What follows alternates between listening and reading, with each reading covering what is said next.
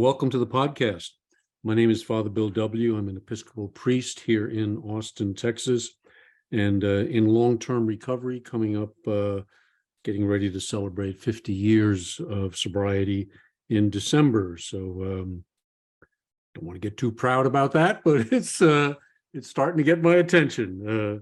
Better get to a meeting and just park myself there and be quiet. These podcasts are my attempt to share with you some of the things that I've learned along the way, particularly as it concerns the history of Alcoholics Anonymous, particularly even more so the two-way prayer practice that was done in early AA. And if you haven't done so already, I'd encourage you to go to our website. It's titled Two-Way Prayer. Learn about this process. I think it can really be transformational in teaching you how the pioneers in the program practiced a form of prayer that somehow got lost. I stumbled on it about 30 years ago, and it has totally changed my life, and I see it changing the lives of many, many other people out there as well. So we are now in the 5th episode of this series that we're doing, and we're trying to explore the link between religion and spirituality.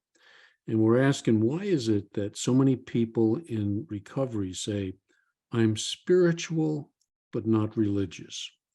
That I like and I need spirituality in my life, but I kind of avoid religion like the plague. And Now, whenever I start a series, I'm never quite sure how many episodes they're going to have. Some series seem to have sort of a life of their own and try to follow it where it's leading me. And in this one, in this series, we've got 4 episodes under our belt, but something inside of me was saying, hit the pause button. Because I want to make sure that we're coming from the same place with this. And maybe the first thing I need to say is that religion often gets confused with religious denominations. In other words, religion isn't referring to being Catholic or Baptist, not Methodist or Quaker. It's about following one of the great religious traditions. It's being a follower of the Christian or Buddhist or Jewish or Muslim faith traditions that have been around for a very long time and that have contributed deeply and significantly to all of us. But interestingly, every one of these faith traditions contain an element known as mysticism.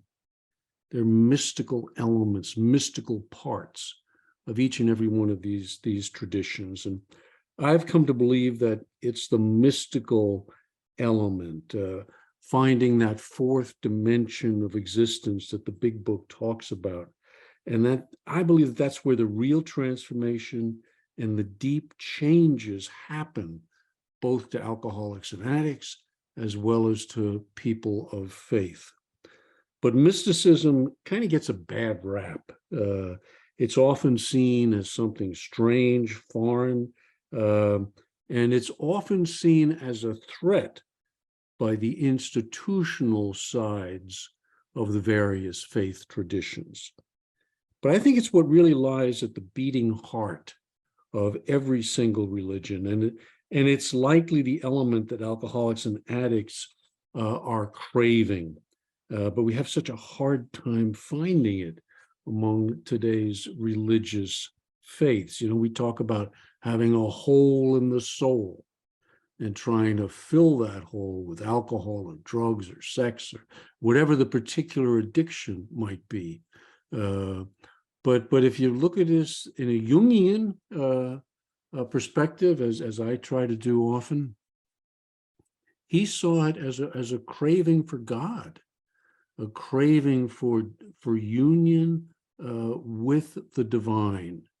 And that's the area in which I think the mystics have something to offer us. And religion is part and parcel of that. And we try to pull out spirituality from religion and say, the hell with that, I just want this part. And yet that's really very difficult to do. So that's what I want to kind of explore in this in this episode. And here's an important quote, I think, from Bill Wilson. It's in his letter to Carl Jung, when he was telling Jung about what happened to Jung's patient, Roland Hazard, after he had left treatment with the doctor. And maybe it holds a clue as to the place of religion in recovery. Wilson wrote this. He said, first of all, you frankly told Roland of his hopelessness, so far as any further medical or psychiatric treatment might be concerned. This candid and humble statement of yours was beyond doubt the first foundation stone upon which our society has since been built. Coming from you, one he so trusted and admired, the impact upon him was immense. When he then asked you if there was any other hope, you told him there might be, provided he could become the subject of a spiritual or religious experience. In short, a general conversion. You pointed out how such an experience, if brought about, might remotivate him when nothing else could. But you did caution, though, that while such experiences had sometimes brought recovery to alcoholics, they were nevertheless comparatively rare. You recommended that he place himself in a religious atmosphere and hope for the best. This, I believe, was the substance of your advice. Place himself in a religious atmosphere, Wilson wrote. And of course, that's exactly what Roland did. He came back to the States and he got involved with the Oxford group. And it's important maybe to ask, what kind of a religious atmosphere was it that Jung was recommending? It wasn't like he was saying, Roland, just go and become a Lutheran or a Baptist, you know? It was go and find a group intent on going deeper into what every religion should be leading us toward. It's what every religion is based upon, I believe. The experience of a kind of a breakthrough relationship with the divine. It's the thing that happened to Moses. It's the thing that happened to Jesus, happened to Buddha, happened to Muhammad. It's what happened to Frank Bookman, the founder of the Oxford Group. And it's what happened to Bill Wilson, too. Each and every one of them had a mystical encounter with the divine. The separation, the walls that existed in consciousness were somehow lowered, and the presence was experienced. And this, what each religion is an attempt to do, is to bring about that sort of transformation in each and every one of its followers. So, I mean, to me, that's what Roland was searching for. Now, the Oxford group, interestingly, was originally called a first century Christian fellowship. It was an effort on the part of Bookman to return to the core of the Christian religion, an effort to bring people into a very direct and a very immediate experience and relationship with God, one that was just as deep and as transformative as it had been for the first followers of Jesus. And of course, this is the group that Bill Wilson, Dr. Bob, and the AA pioneers all joined. And it's where Bill underwent that very same conversion experience that Jung had said lays at the very core of the transformation process. So what is the mystical element in religion? And what are the other elements that sometimes seem to get in the way of having this happen to people? Well, probably the greatest living authority today on mysticism is a man by the name of Dr. Bernard McGinn. He was a professor for many, many years at the University of Chicago Divinity School. And in one of his books, he shares a famous quote from Dr. Karl Rahner, the famous Protestant German theologian of the last century. And you may have heard the quote before, but it kind of is, it grabs your attention when you hear it. Rahner said this. He said, "The Christian of the future will either be a mystic or will not be a Christian at all." I'll read that one again. The Christian of the future will either be a mystic or will not be a Christian at all. Now, church participation over the last 50 years or so is declining. It's declining rapidly. And organized religion is coming under fire.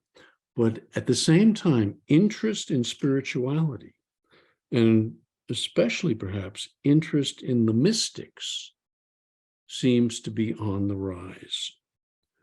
McGinn says that mysticism needs to be demystified. We need to get into it. Well, what is really at its core?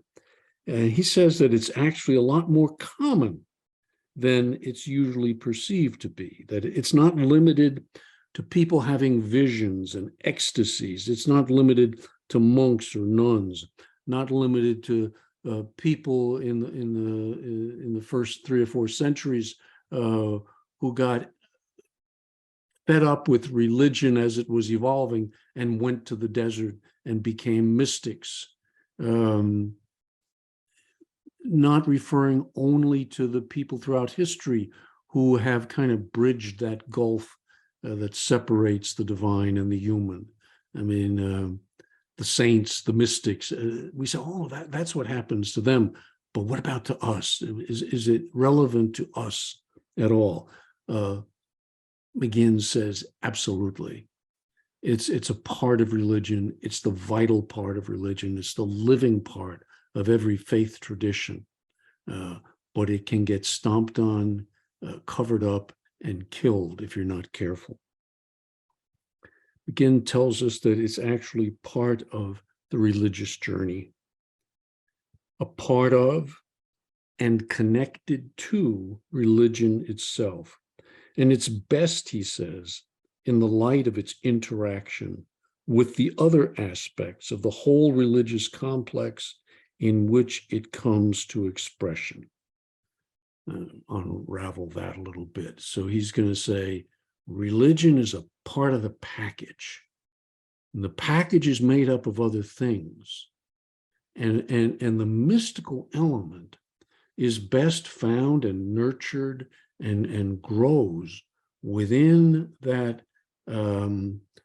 complex compound of the religious faith, the religious tradition. All right, so try to follow me in this.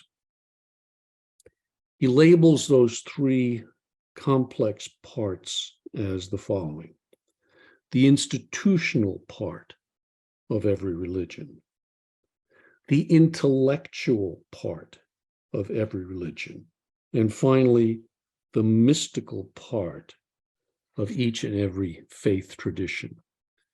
But what McGinn warns is this: when one of these 3 begins to dominate, religion goes off track.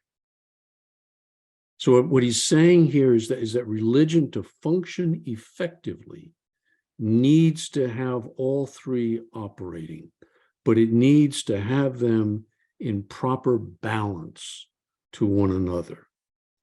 It needs the institutional church. He says if it doesn't have this, it may not last.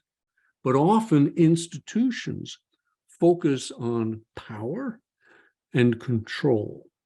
Its leaders, its organizations can lose sight of their true mission.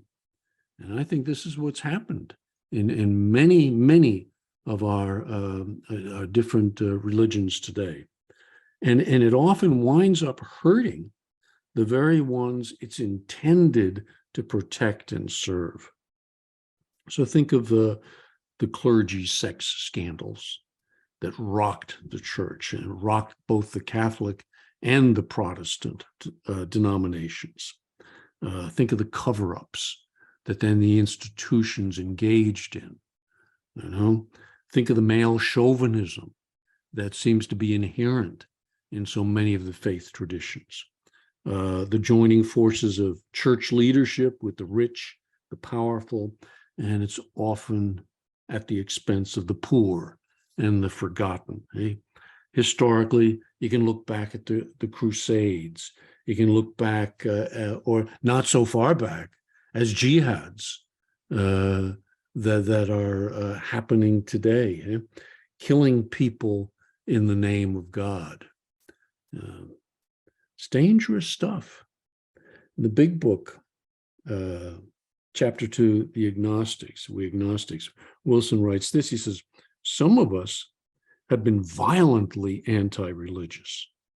We looked upon this world of warring individuals, warring theological systems, and inexplicable calamity with deep skepticism. We looked askance at many individuals who claimed to be godly. Religious institutions go off track. But blowing them up and going it alone isn't necessarily the right solution. Maybe staying and reforming them, difficult as it may be, is. When I was reading about this, I thought back to a time. I'm an Episcopal priest, but there was a time in my earlier life when I was in the Jesuit novitiate. I was studying to be a Roman Catholic priest, and we were in the novitiate. I remember one day when 4 or 5 of us young guys were sitting in the kitchen, and the church had done something terrible. I don't even remember what it was, but it was something that only a corrupt, out of touch institution could do. And we're sitting around there saying, isn't it awful? Isn't it awful what the church did in this or that case? And an old priest was walking by, and we tried to engage him in the conversation. We said, isn't it awful, Father, what the church did here? And he listened, and he reflected for a minute, and then he shook his head. And referring to the church, he said, our mother, the whore. Our mother, the whore. Well, what do you do if your mother's a whore? You know? Well, I can tell you what he did. He didn't like it. But he didn't run away from it. He couldn't stop loving her, troubled as she was. He stayed and he did his part. Never forgotten that. You know, I got angry. Like so many of us in 12-step recovery, we're angry with the church. We're angry for the things that the church has done. And rightly so, you know, but what do we do with the anger? I think that man had struck the right balance, that he stayed in the church and tried to get the train back on tracks, because without institutions, things can get even worse. One of the things Wilson should really be remembered for is not writing the 12 steps, wonderful as they are, Those he took, most of the great majority of them were taken right from the Oxford group. He just put them into different language. But what he should be remembered for is the 12 traditions. How do you create an institution that doesn't screw things up? And that is, I believe, his greatest gift, that you create little groups, and if one group gets really sick, well, off it goes. But keep the institution going in the right direction. That's a huge contribution that Wilson has left to the 12-step fellowships. Someone once said, it's another quote that I like, the only thing more dangerous than religion is no religion. Because if there's no shared story, which is what the religions are intended to do, to pass on, to safeguard the story of the originator of that faith, of what his or her, in some cases, original vision was, experience was. How do you transform, not transform, how do you protect that and pass it on? Transmit, that's what I was looking for. How do you transmit it to other people? So the institution is kind of the container for holding, safeguarding the meaning and purpose that religion is intended to provide. And when that gets lost, look out, watch for chaos. And I think that's the period of time that we are in today. It's coming apart, and there's a lot of chaos. McGinn says the second necessary element of religion is the intellectual church, that its job is to interpret, to preserve what the real message experienced and taught by its founder. What was it that was taught by Jesus? What was it that was taught by Moses, by Buddha, by Mohammed? What are their core values? And how did those values, how were they reflected in their lives?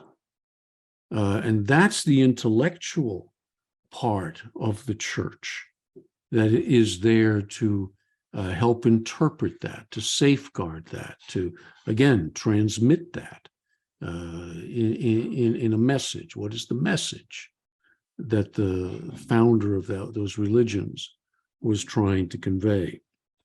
It's answering how we should live in this world and how we should treat one another. But that can go off track too, can't it, eh? It can get lost in intellectual nonsense, where they try to explain the unexplainable. They can set purity codes to try to protect the unprotectable, all right? Create complicated creeds to explain what can't be explained. It's a mystery. It's a mystery. But we turn it into, you are judged by whether you believe this, not whether you experience this, but whether you believe it.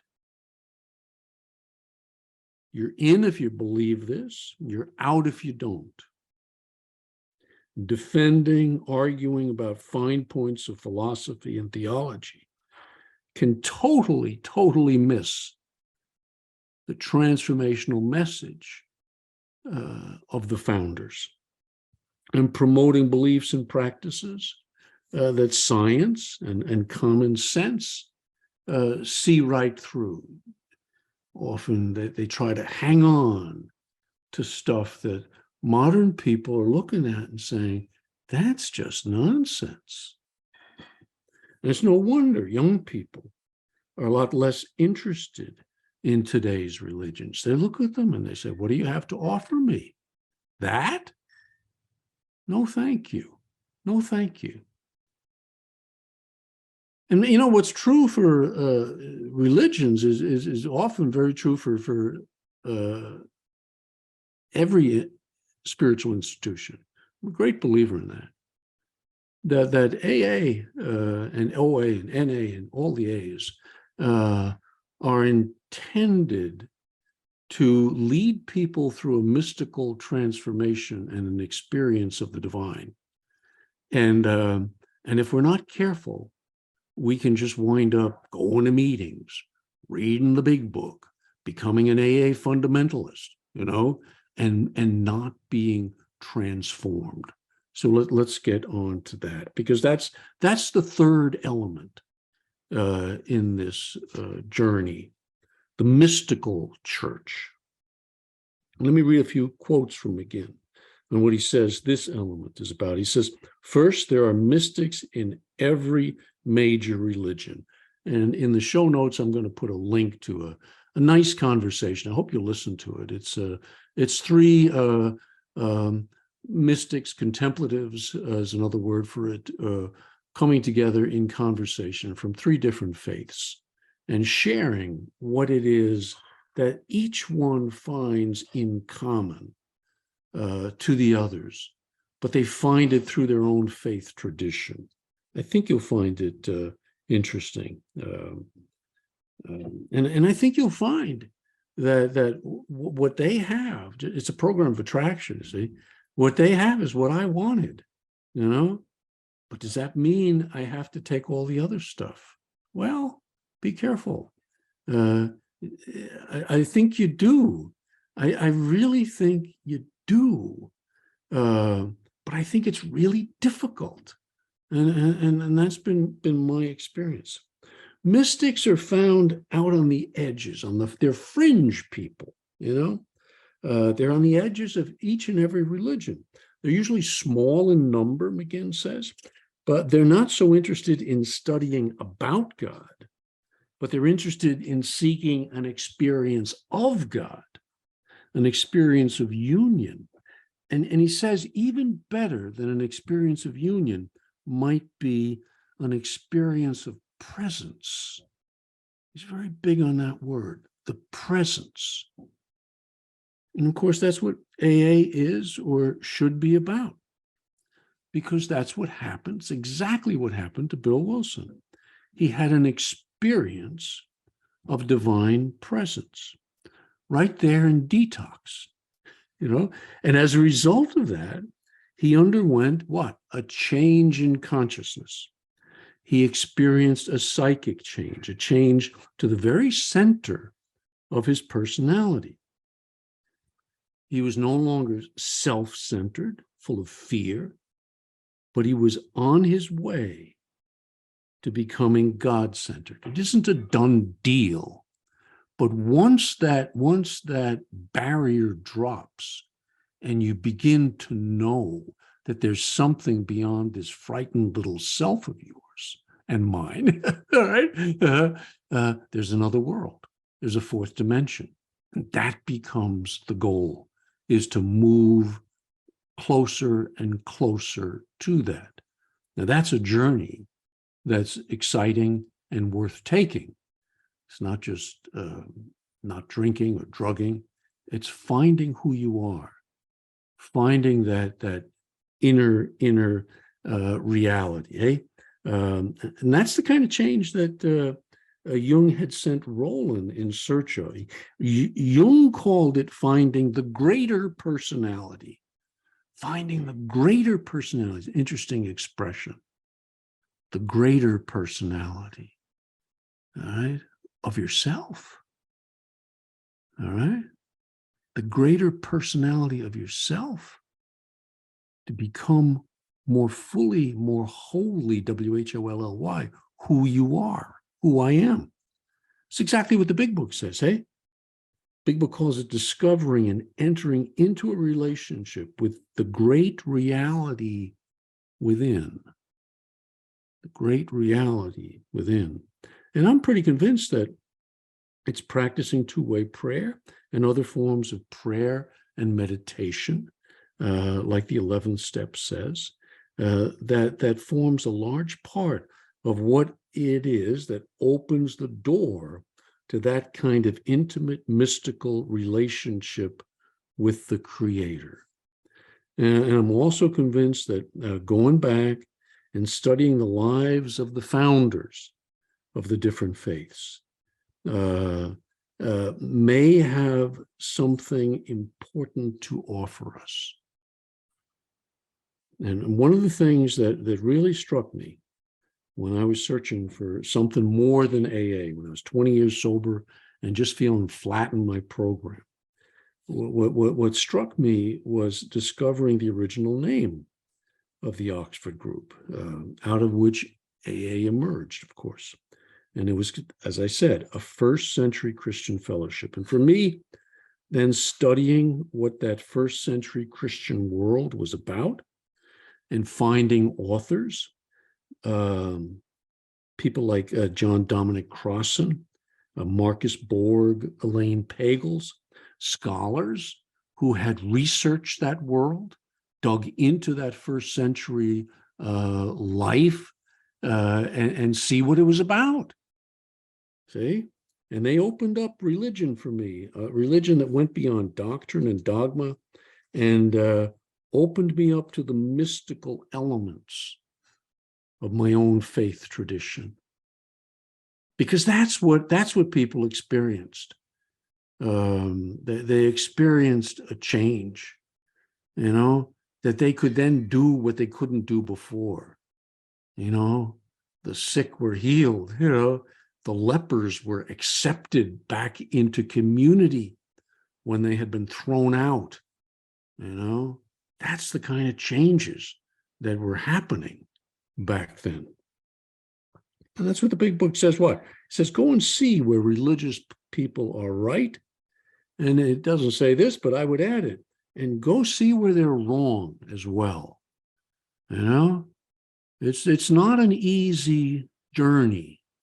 Hasn't been for me and hasn't been for most of the people I know who are on that path with me. That finding that church that's healthy, that's balancing these three together in a proper way is really hard. And so sometimes you walk in exile, sometimes you walk alongside of, sometimes you're able to participate directly in. This is where you're going to find the mystics. They haven't given up on it, but they're going deeper and deeper within it to find the truth and not throw out the baby with the bathwater. See, Phyllis Tickle, a student of church history, passed away several years ago, but she's an interesting woman, interesting writer, and she identifies in religion. She's a student of church history, teacher, identifies in religion some of the same three elements that McGinn lists in his book. But she goes on to say this, that about every 500 years or so, the old structures and beliefs that hold religion together start coming apart, and new forms start to come to take their place. And she says the last tearing apart was 500 years ago, about the 1500s, when the Protestants separated from the Catholics. And all hell broke loose as a result. I mean, the world was in turmoil, and wars and chaos. Chaos really spread because this religious stuff goes deep in people. It's not like being a member of the Rotary Club or something. It's what the world is about. And what's my place in the world? That's the kind of thing religion is there to steer and guide us with, if it's on course. And more importantly, she says that it's 500 years later, and we're going through a transition and a rearrangement of that inner life that's just as powerful and just as seismic in its dimensions as that one was. So it's like the old is falling apart and yet the new one is not here yet. Some poets are have, kind of reflect that in their poetry, that the old is gone, but where's the new? Where's the new? And that's the position I think we find ourselves in, and that these are very tough times for religions. And maybe they're especially hard times for alcoholics and addicts, those of us who need that connection with the divine in order to stay alive, the connection that religions should give, but most are not. And we have to look really hard to find that. Some of us in our 12-step fellowships, I think we ask for the fellowship itself to provide that for us. You be an alternative to religion for me. But can they be? Well, I don't think so. Wilson said something on that. He said this. He said, we're only operating a spiritual kindergarten in which people are enabled to get over drinking and find the grace to go on living to better effect. But each man's theology has to be his own quest, his own affair. And he also said this, I'm always glad to say privately that some of the Oxford group presentation and emphasis upon the Christian message saved my life. Bill tried to steer AA clear of the conflicts that plague religions, all right? But he didn't give up on them either. He wrote this to Sam Shoemaker, Episcopal priest who Wilson credits with giving him steps 2 through 11, kind of the representative of the Oxford group in the United States. Wrote this to Shoemaker. He says, once it's clearly not affiliated with AA, there's no reason why an AA group shouldn't get together for Bible study. No reason at all why a group of AAs in a church should not associate themselves in a sort of spiritual kindergarten fellowship into which anyone might be invited. As a matter of fact, he says, I am anxious to see this sort of thing tried. And that's what this series is really trying hard to convey, that we're walking a fine line between religion and spirituality, and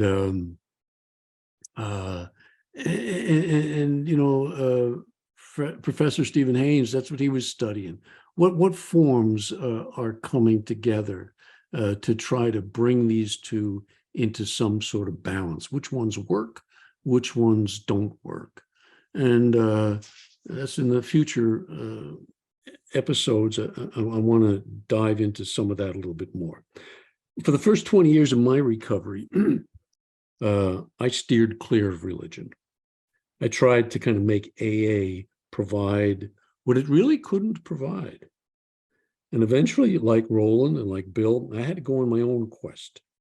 And I believe that the journey that each of us may need to make is exactly that, to go on a quest to balance this religious faith tradition, to come to terms with it. Doesn't mean you have to join. I'm not saying that. But I am saying you might have to come to terms with it, because AA and it's going to be lacking because it's not meant to give that part of the. It's not meant to fill that part of the whole. You know, it can't be everything. That's been my experience and the experience of many others. All right, and if you've been a regular listener to these podcasts, you know that I have a great deal of respect for Carl Jung, and I kind of want to close this episode up with some quotes from him on the subject of religion that may be helpful. All right, chosen 3, and the first one sounds a bit shocking, But I think it's true if you really meditate on it. Right? Jung said this: one of the main functions of organized religion is to protect people against a direct experience of God. Wow. One of the main functions of organized religion is to protect people against a direct experience of God. Be on the lookout for that. See, that's the organizational, the institutional part of it. We'll take care of this for you. You know, it comes through us rather than you going direct. And so it's there to protect. And you know, it does that for many, many people. Does it for many people. They participate in it. They keep it simple. Don't complicate. We want our religion simple and easy. And well, if that's the way you want it, I guess go for it. It's not going to be very satisfying, and you're probably not going to undergo a transformation. You'll have what my first sponsor used to call a limited conversion. I love that expression, a limited conversion. You'll get enough to stay sober or not drug or sex or whatever it might be. But the deeper transformation that the mystics are inviting us towards, you're going to miss that. So be careful. Here's another quote. He said, among all my patients in the second half of life, there's not been one whose problem in the last resort was not that of finding a religious outlook on life. It's safe to say that every one of them fell ill because of having lost that which the living religions of every age have given to their followers. And none of them has been really healed who did not regain a religious outlook. Again, he's not saying, go become a Baptist or a Methodist. He's not saying that. He's saying, dig in to the faith traditions, and there are many.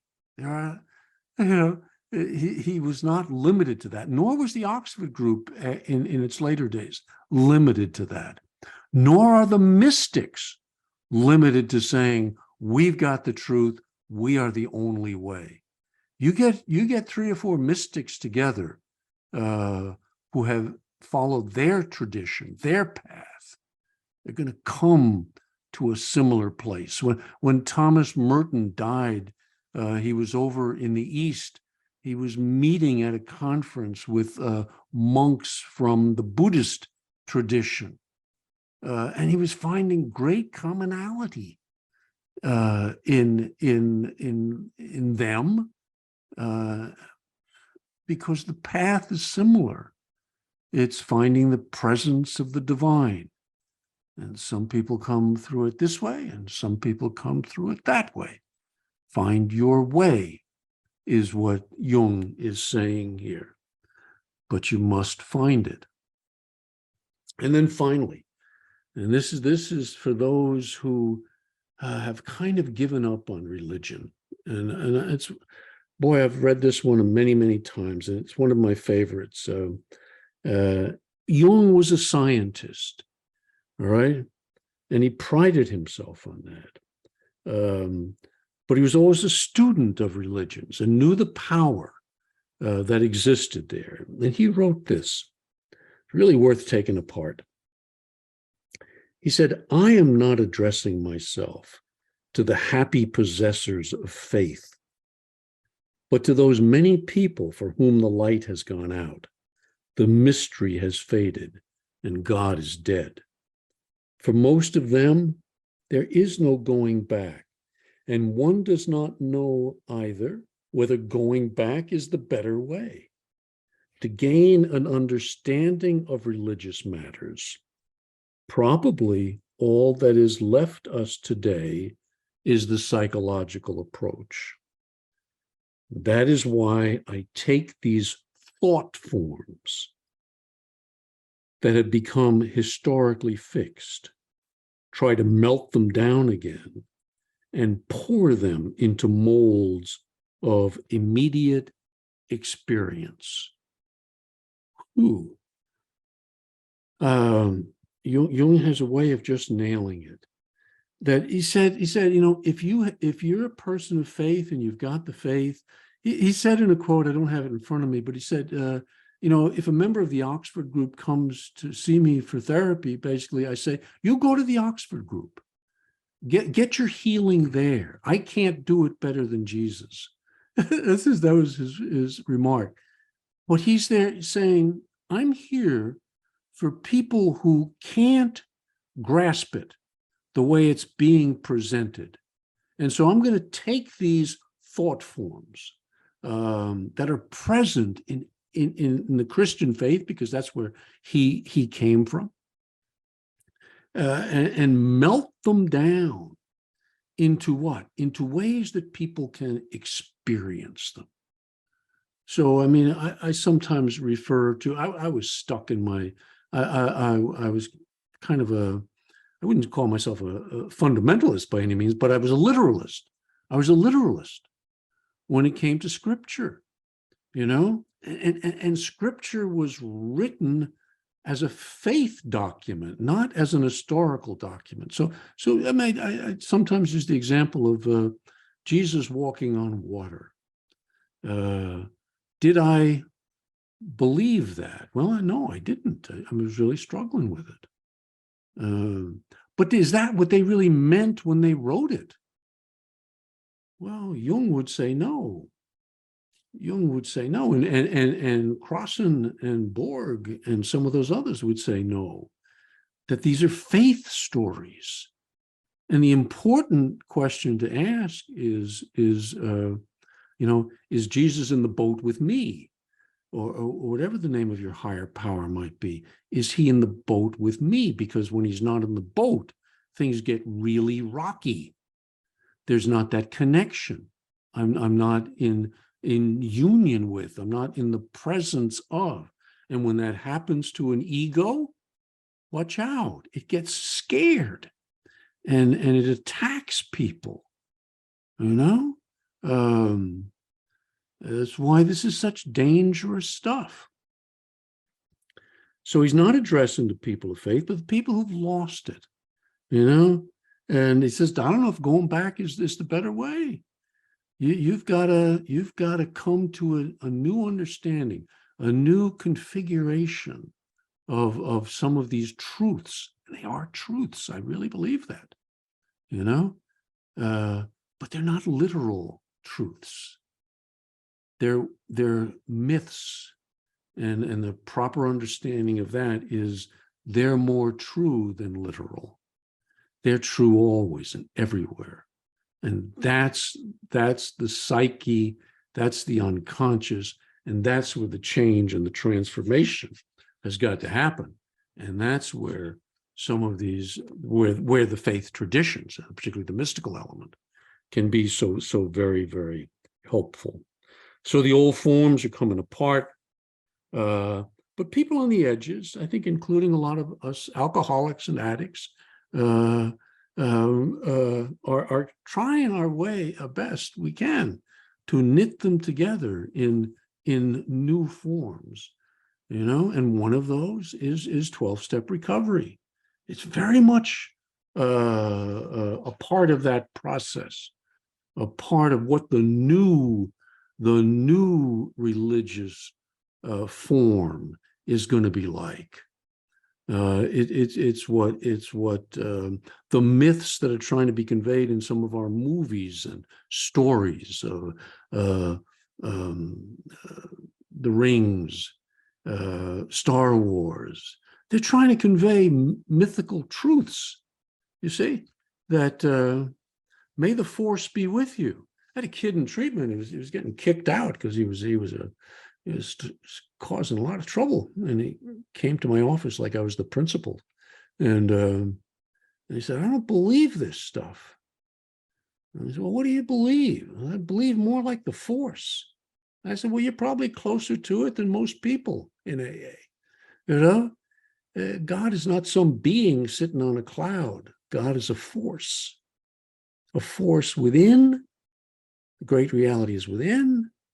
And if I get in touch with that force and I allow that force to pull me and push me and prod me to become realized in me, well, then you've got hold of a faith tradition that's alive, and you're going to meet more than a few mystics on the way. So I wanted to do a pause in this series because I think it was important for me to say some of the things that I just said, so that if you're following it, you get a clear idea. I'm not pushing religion per se. I'm saying religion, the great faith traditions, house a great deal of wisdom and experience that's been built up over thousands of years. It's dangerous territory, but it's worth it. It's worth going, and I think in many cases to be led by the mystics who can teach us and show us the way. So, hope this was helpful. I had a real hard time kind of pulling some of these ideas together. It took me an extra week to kind of get a handle on it, but I think I said what I needed to say, and I hope you heard it because I think it's important. I think it's important. So thank you for listening. Do hope it was helpful. God bless, and keep coming back. See you next time.